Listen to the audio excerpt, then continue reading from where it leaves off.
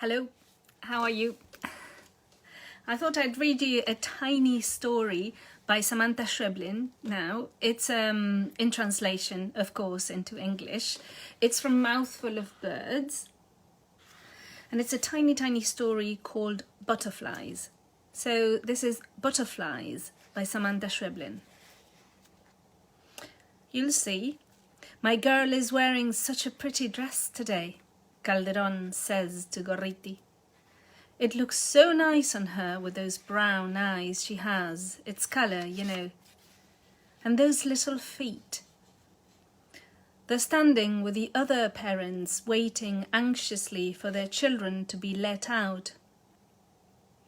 Calderon is talking.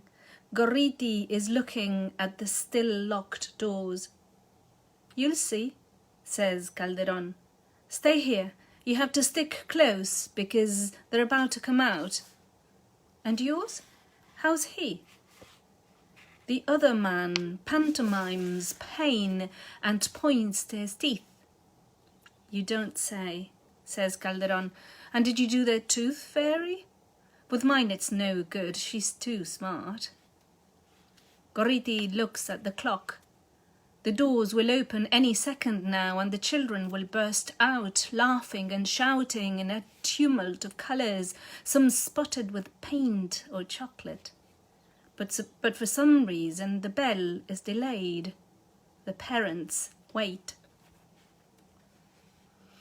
A brownish butterfly lands on Calderon's arm and he quickly traps it. The creature struggles to get away, but he presses its wings together and holds it by the ends. He squeezes so hard so it can't escape. You'll see, you just have to see her, he tells Gorriti as he shakes it. She's just adorable. But he presses so hard he starts to feel the tips of the wings sticking together. He slides his fingers down and sees he has marked them. The butterfly tries to get free, fluttering its wings, and one of them splits down the middle like paper. Calderon is sorry, tries to hold it still so he can get a good look at the damage, but he ends up with part of the wing stuck to one of his fingers. Gorriti watches him with disgust and shakes his head, gestures for him to drop it. Calderon lets go. The butterfly falls to the ground. It moves awkwardly, tries to fly, but no longer can. It finally stays still, flapping one of its wings every now and then, but it doesn't try anything more.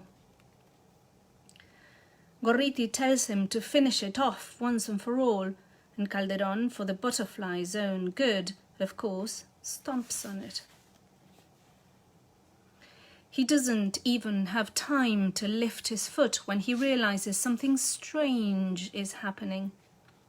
He looks towards the doors and then, as if a sudden wind had breached the locks, the doors open and hundreds of butterflies of every colour and size rush out toward the waiting parents.